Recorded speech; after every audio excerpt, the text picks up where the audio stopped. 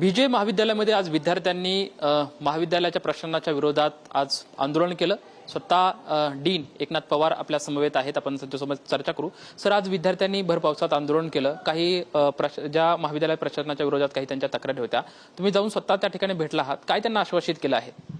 नाही, आता कसं आहे की नर्सिंग कॉलेजच्या विद्यार्थ्यांनी साधारणतः एक आठवडाभरापूर्वी माझ्याकडे तक्रार दिलेली आहे।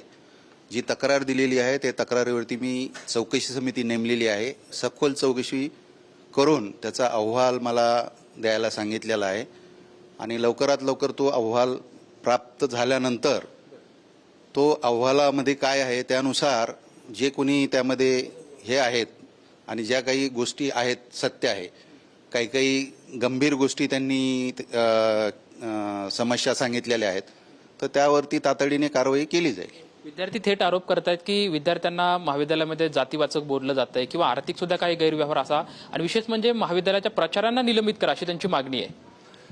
प्राचार्य आणि उपप्राचार्य याबाबत बरेच गंभीर आरोप त्यांनी केलेले आहे, परंतु चौकशी अंतीच आपल्याला त्यामध्ये कळून येईल।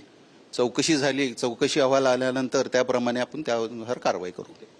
विद्यार्थ्यांनी जे काही आरोप केले आहेत त्या संदर्भात मी एक चौकशी समिती नेमणार आहे। त्यातून जे काही अहवाल येईल त्याच्यावरती आम्ही चौकशी समिती नेमली आहे आणि जो काही अहवाल येईल त्यावरती आम्ही कारवाई करणार आहोत, अशी प्रतिक्रिया डीन एकनाथ पवार यांच्याकडून आपल्याला पाहायला मिळते। कॅमेरामॅन अभिजित पिशासोबत लक्ष्मण जाधव, टीव्ही मराठी, पुणे।